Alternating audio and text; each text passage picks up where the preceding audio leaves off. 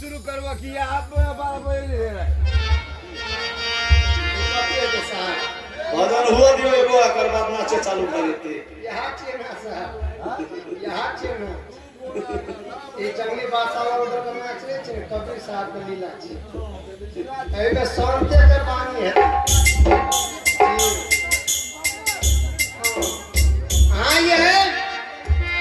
हां ये हम जब झकरी से निकला लिए ना देख लिया बस से बस चले तीर धनिया और बेचे हां हमर सतगुरु साहेब जना पनिया सब जे घूम के जीर धनिया नहीं बेचने फिरी छै हां से हम देखले से बस चले धनिया चले जीर मरीच लहसुन चले बहुत तरह के मिर्चाई चले बनिए के समान हमर सतगुरु ज्ञान देने फिरे से उपदेश देने फिरे छे गांव में जाके जीव के चटे में फिरे छे ओए बनिया का नाम कहै छै ओए बनिया के नाम कहै छै हम कहले जीव धनिया बेचे से बनिया का बात करे जीव धनिया बेचे वाला बनिया के बात नहीं करै छै ओ जय हो सतगुरु हमर पुरुष सतगुरु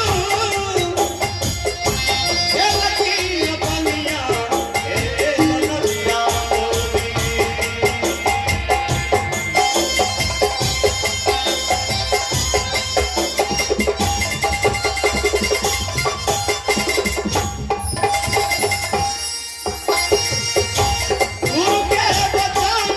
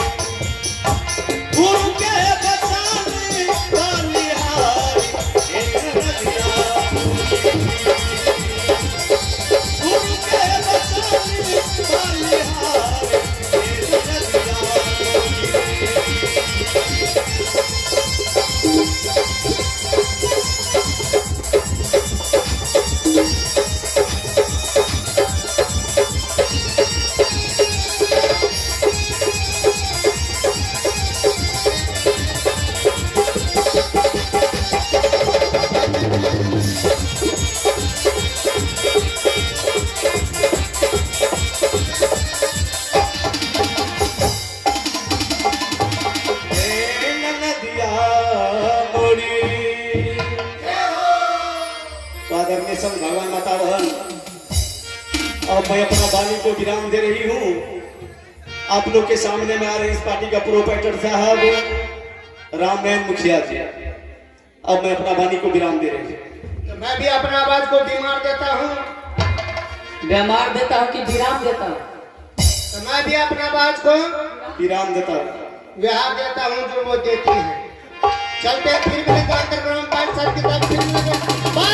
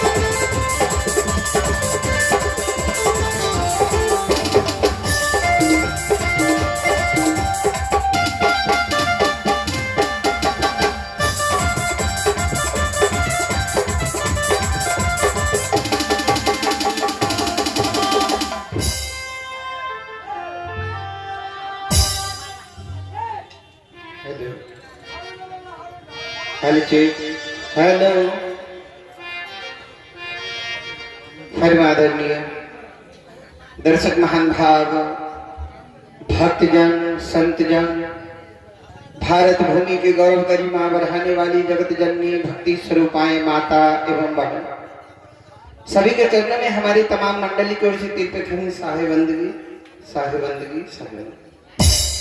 चलिए अभी आप सुन रहे थे निर्गुण भजन। अब ले चलते हैं लीला की ओर। आज की लीला है संत सम्राट सतगुरु कबीर साहब माया की संवाद। जो माया ने बड़े बड़े राजा, बड़े बड़े महारथी ऋषि मुनियों को किस तरह डंका बजा बजा कर लूट लिए, इस लीला को आप लोग देखेंगे। सबसे पहले गुरु का आरती होगा, उसके बाद लीला जारी रहेगी।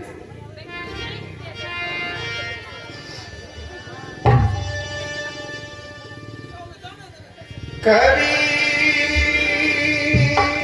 नामं परम पुनीतम,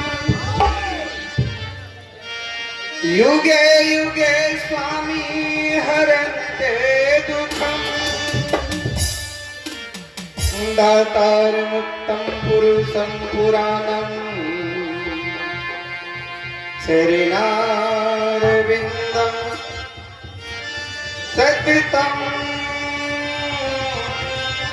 नमामि,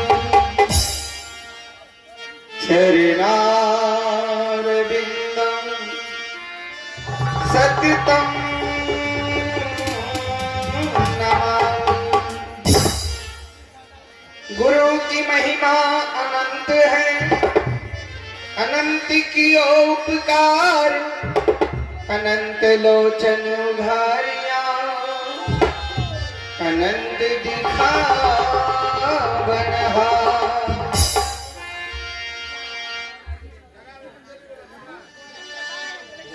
ध्यान मूलं गुरु मूर्ति, पूजा मूलं गुरु चरण, मंत्र मूलं गुरु वाक्यम, मोक्ष मूलं गुरु कृपा। संत भगवान माता बहन, संत महात्मा बतलाते हैं कि ब्रह्मा जी का सृष्टि किया हुआ हर वस्तु इस संसार में हर समय मिलते हैं। लेकिन प्रभु का भक्ति और संतों का समागम हर मानव को नहीं मिलते। वही भाग्यशाली मानव है जो सत्संग में आकर भाग लेते हैं, प्रभु का गुणगान को सुनते हैं। सत्संग में आकर बैठ जाना और परम पिता परमेश्वर के गोद में बैठ जाना बराबर समझना चाहिए। इसलिए सज्जनों को सत्संग में आकर शांत रहना चाहिए और जो सज्जन खड़े हैं उसे कृपा करके बैठ जाना चाहिए। चलिए, सबसे पहले गुरु का आरती होगा, उसके बाद लीला जारी होगा।